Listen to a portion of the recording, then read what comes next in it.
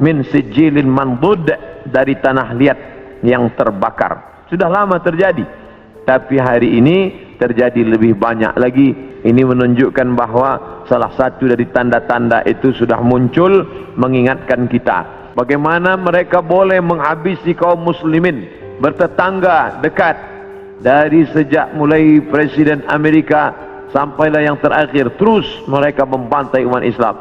Lalu kemudian terjadi pula yang terakhir, tidak berakhir sampai hari ini, sampai Presiden Amerika mengatakan ini adalah ibu kota Israel, bahwa dunia akan berakhir dan kita semua akan mati dan alam semesta ini akan hancur.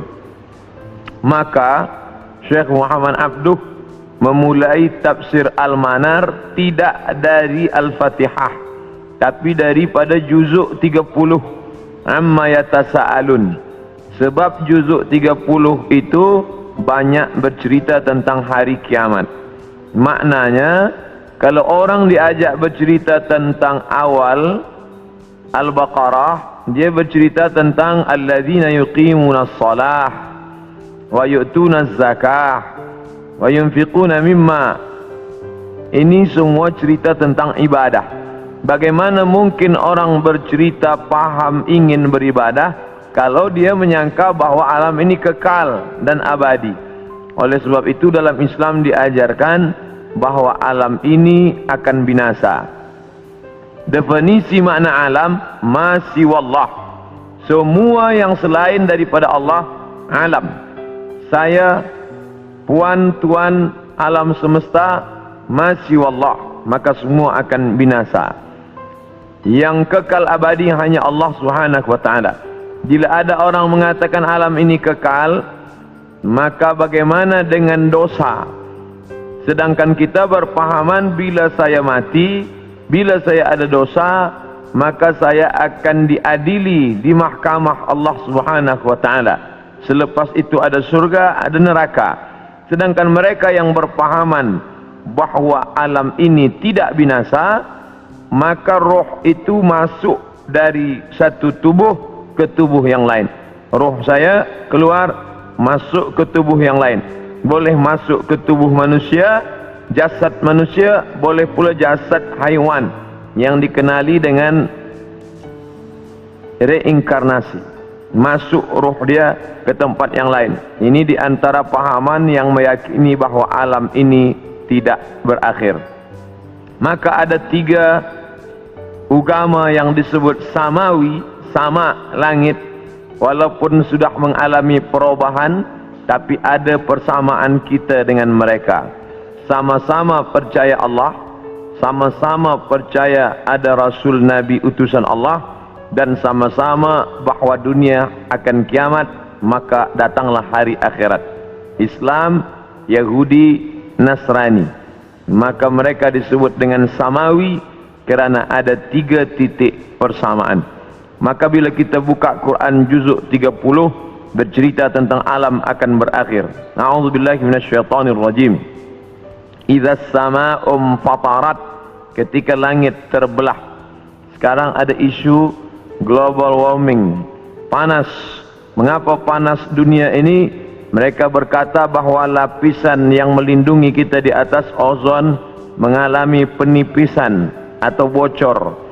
Tapi yang terjadi, kata Allah SWT, idza as-samaa'u fatarat, langit terbelah. Sekarang bila ada batu besar yang akan menimpa kita dari luar, dia tidak akan mungkin sampai ke Kuala Lumpur, sebab dia akan habis, kerana ada lapisan yang dibangun Allah, yang dibina. Dalam Al-Quran dikatakan, wa banaina fawqakum sab'an shidada, kami bina di atas itu, ada fauqakum di atas kamu, sab'an 7 lapis, shidada, binaan yang kokoh dan kuat. Itulah mengapa kita sampai hari ini aman, tidak ada yang mengganggu dari atas. Dari bawah pula Allah berfirman dalam surat An-Naba juzuk 30 surah yang pertama, wal jibala autada, wal jibal bukit-bukit, autada sebagai pasak. Bila tiang khemah tidak mungkin tumbang kerana ada pasak, maka bumi ini pun sama dengan kain yang menutup meja. Inilah kerak bumi bagian atas, dia menutup meja. Sebenarnya dia bergerak. Mengapa dia tidak bergerak? Kerana ada paku-paku yang membuat dia terhunjam ke dalam sehingga dia tidak bergerak liar. Maka paku itu adalah wal jibala autada, bukit-bukit sebagai pakunya. Nanti sampai masanya paku itu akan tercabut. Itulah yang disebut Allah wa takunul jibal kal ihnil manfush. Bukit-bukit tercabut seperti bulu kambing dihembus angin. Bulu kambing dihembus angin, manakala bulu kambing dicukur ingin dibuat menjadi baju kain musim sejuk, kerana orang Arab mengalami rihlatas syita, musim sejuk, wasaif, musim panas. Sejuk bersangatan, haranya bulu kambing yang boleh membuat tubuh menjadi tahan. Mereka cukur bulu kambing, diletakkan di atas tikar, datang angin kencang berhembus. Watakunul jibalu kal ihnil manfush. Bila bulu kambing, bila bukit-bukit yang besar itu tercabut seperti bulu kambing, maka bumi pun bergerak dan kita di atasnya pun bergoncang. Itulah yang dikatakan dalam Al-Quran, wataran nasa sukara. Engkau pandang manusia itu sukara, mabuk. Wa ma hum bisukara. Sebenarnya mereka tidak mabuk. Bila kita tengok ada orang mabuk, dia berjalan bergoncang, begitulah bayangan nanti hari kiamat terjadi. Wataran nasa sukara, engkau lihat mereka mabuk. Wa ma hum bisukara, sebenarnya bukan mereka itu mabuk.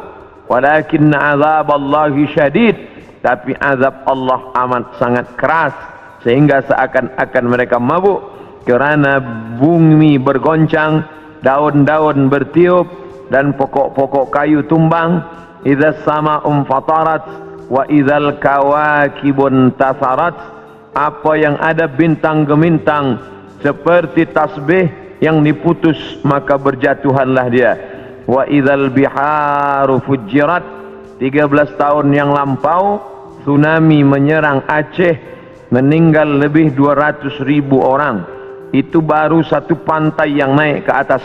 Bagaimana bila idzal biharu fujirat, semua lautan ini naik ke darat? Kita tahu bahawa alam ini lebih banyak laut daripada darat. Nah, laut ini naik ke atas darat. Wa idzal biharu fujirat wa idzal quburu bu'athirat. Ketika yang dikubur dibangkitkan, alimat nafsun, maka saat itu sadarlah diri, ma qaddamat wa akharat, apa yang sudah dia lakukan. Itulah gambaran dalam Al-Quran, dalam banyak surah. Idza syamsu kuwirat, ketika matahari digulung. Idza sama'um fatarat, kita langit terbelah. Dari mulai surat An-Naba sampai An-Nas, itu kebanyakan bercerita tentang hari kiamat. Maka saya sendiri pernah mengajarkan tafsir surah-surah pendek, kerana dengan mengkaji tafsir surah pendek ini, juzuk 30, membangkitkan rasa takut kepada Allah, memahami bahawa alam ini akan berakhir dan dunia akan kiamat. Nah, yang jadi masalah bila dia terjadi. Maka datanglah seorang sahabat bertanya kepada Nabi Muhammad sallallahu alaihi wasallam, ya Rasulullah, mata sa'ah, bila kiamat itu terjadi? Nabi tak jawab. Itu menunjukkan bahawa Allah tidak berikan wahyu kepada Nabi untuk menetapkan hari, menetapkan hari, bulan, tahun. Nabi tidak menjawab, tapi Nabi balik bertanya, ma'adatta laha. Siapa tadi yang bertanya? Manakala Nabi menyampaikan tazkirah, orang ini bertanya, mata sa'ah. Nabi diam saja. Nabi terus berikan tazkirah. Selepas itu baru Nabi tanya, aina sa'il? Siapa yang bertanya tadi? Saya, ya Rasulullah. Lalu kata Rasulullah, ma'adatta laha. Apa yang sudah kau siapkan untuk hari kiamat itu? Menunjukkan bahawa hari, bulan dan tahunnya tidak diketahui siapapun. Bila hari ini beredar berita bahawa ada tulisan ada orang yang mengetahui hari kiamat, maka bercanggah dengan Quran dan sunnah Rasulullah sallallahu alaihi wasallam. Kerana Nabi tidak pernah membicarakan itu kepada Sayyidina Abu Bakar, Umar, Uthman wa Ali wa an kulli sahabati Rasulillah ajma'in. Sedangkan Al-Quran jelas-jelas, a'udzubillahi minasyaitonir rajim, yas'alunaka 'anis sa'ati ayyana mursaha. Mereka bertanya kepada engkau tentang hari kiamat, bila terjadinya. La ya'lamuha illahu, tidak ada yang tahu kecuali hanya Allah Subhanahu wa ta'ala. Tapi masalah tanda-tandanya, maka Nabi banyak bercerita. Tanda-tanda ini dibagi dua. Ada tanda yang bersifat fisik, nampak. Di antaranya ucapan Nabi, tatawul al-bunyan, berlomba-lomba membuat bangunan tower yang tinggi. Itu sudah tampak hari ini. Bahkan Imam San'ani menyebutkan, bila ada binaan, bangunan yang lebih tinggi daripada Jabal Abi Qubais, salah satu tanda hari kiamat. Hari ini kita melihat Jabal Abi Qubais dulu bukit yang paling tinggi di samping Ka'bah. Hari ini Jabal Abi Qubais lah yang paling rendah. Jabal Abi Qubais di belakang bukit Safa. Bila kita naik ke atas bukit Safa, ingin memulai sa'i menghadap ke arah kiblat, tepat di belakang kita Jabal Abi Qubais yang dipotong, dikerat, kemudian di atasnya dibina istana Raja Fahad. Dulu kerana Makkah itu seperti kuali, lalu kemudian di tengah itu Ka'bah, maka bukit-bukit di sekeliling yang paling tinggi adalah Jabal Abi Qubais. Hari ini Jabal Abi Qubais paling rendah, ditambah gedung-gedung tinggi dan Zamzam Tower paling tinggi. Maka ini salah satu tanda fisik yang nampak oleh mata. Lalu kemudian tentang bagaimana seorang ibu antalidal amatu rabbataha, seorang budak hamba sahaya melahirkan tuannya. Ini pun juga physically nampak dia oleh mata. Ada dua makna bahawa seorang hamba sahaya melahirkan tuannya.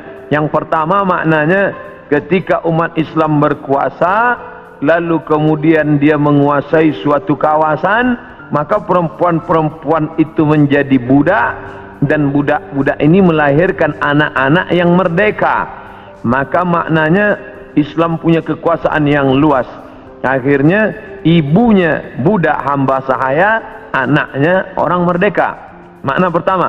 Sedangkan makna yang kedua adalah antalidal amatu rabbataha, maknanya seorang ibu melahirkan anak dan anaknya menderhaka, sehingga seolah-olah ibu menjadi budak dan anak menjadi tuan.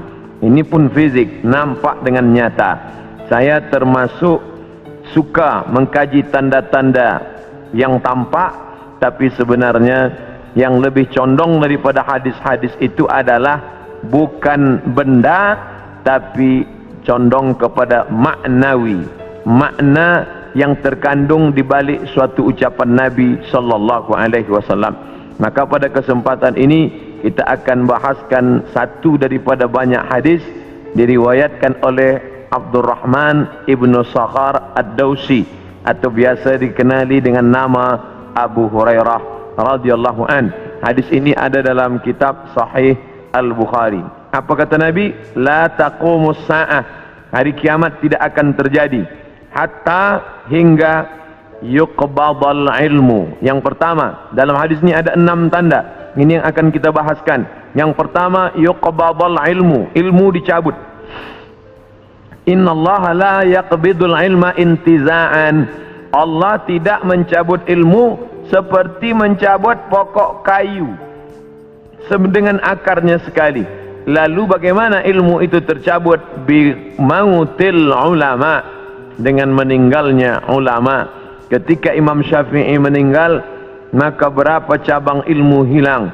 Imam Syafi'i alim dalam bahasa Arab, Imam Syafi'i alim dalam tafsir, Imam Syafi'i alim dalam fiqh, Imam Syafi'i alim dalam hadis, bahkan bergelar Nasirus Sunnah. Imam Syafi'i yang pertama kali menyusun usul fiqh, lalu kemudian ketika meninggal masih ada digantikan oleh murid-muridnya Al-Muzani, Al-Buwaiti, Rabi' Al-Muradi. Tapi kemudian makin ke bawah maka hilanglah ilmu, maka yang muncul orang jahil yang kemudian dianggap sebagai orang berilmu. Wal'iyadzubillah, na'udzubillah. Maka saya pribadi tak pernah berkata menurut paham saya, menurut pendapat saya, kerana saya takut tergolong dalam orang yang disebut Nabi al-juhala, orang jahil tapi seperti berilmu. Zahirnya orang menyangka berilmu padahal tidak. Maka selalu saya mengambil pendapat ulama. Menurut pendapat Imam Syafi'i, menurut pendapat Imam An-Nawawi, menurut pendapat Ibnu Hajar Al-Asqalani, menurut Imam Az-Zahabi, menurut Imam Jalaluddin Abdul Rahman As-Suyuti, untuk menyelamatkan diri daripada juhala. Na'udzubillah. Maka nanti kata Nabi SAW, sebelum hari kiamat bermunculanlah juhala kerana pandai berbicara, kerana berpakaian ulama. Al-juhala yalbisuna libasal ulama, orang jahil tapi memakai pakaian ulama, pandai berbicara, lalu orang menyangka dia alim, padahal dia tak lebih daripada orang dhalla wa adalla, sesat dan menyesatkan. Sebenarnya kiamatnya sudah terjadi pada isinya, tapi alamnya belum kiamat besar. Maka kata ucapan Nabi SAW dalam suatu hadis, idza wussidal amru ila ghairi ahlihi, bila diberikan suatu perkara bukan kepada ahlinya, bukan kepada orang yang faham, fantaziris sa'ah, maka tunggulah kiamat. Makna kiamat di situ bukan kiamat alam semesta, tapi kiamat isinya. Bila pembinaan masjid ini diberikan kepada orang yang tidak pakar, tidak memiliki kepakaran pada bidang itu, fantaziris sa'ah, maka tunggulah sa'ah, kiamat, hari kiamat. Mana kiamat di situ bukanlah kiamat alamnya, tapi isinya sudah kiamat. Begitu juga dengan ucapan Nabi tentang masalah idza waqa'a ala ahadikumul qiyamah, bila terjadi kiamat pada salah seorang kamu, wa fi yadihi fasilah, di tangannya ada anak korma, falyaghrisha, tanamlah, kerana dia akan menanam itu lalu kemudian dia mati. Bagaimana mungkin kiamat terjadi pada satu orang? Maka makna kiamat dalam hadis ini alamnya tidak kiamat, tapi orang itu mengalami kiamat, maknanya mati dia. Na'udzubillah. Oleh sebab itu maka bahwa kiamat sudah terjadi pada isinya, ya, kerana banyaknya orang jahil. Oleh sebab itu alhamdulillah kita di Malaysia masih ada para ulama, masih ada para mufti, masih ada para habaib. Maka kita datang ke majlis-majlis mereka, hindari majlis-majlis orang-orang jahil yang tidak diketahui sanad ilmunya, yang tidak diketahui dapat dari mana, bahkan mendakwa mendapat dari mimpi.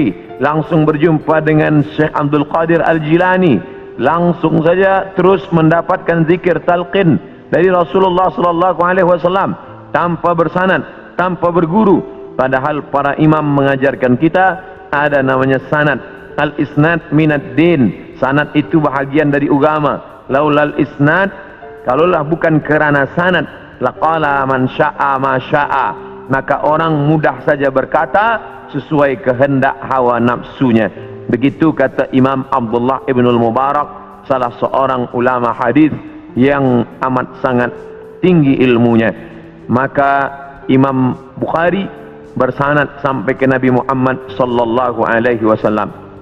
Imam Bukhari mendapatkan hadis itu dari gurunya, namanya Abdullah Ibnu Maslamah. Abdullah Ibnu Maslamah mendapatkan dari gurunya, namanya Malik bin Anas. Malik bin Anas mendapatkan dari gurunya, namanya Abu Zinad. Abu Zinad mendapatkan dari gurunya, namanya Al-A'raj. Al-A'raj mendapatkan dari gurunya, namanya Abu Hurairah. Abu Hurairah mendapatkan dari gurunya, namanya Sayyidina wa Maulana Muhammad sallallahu alaihi wasallam.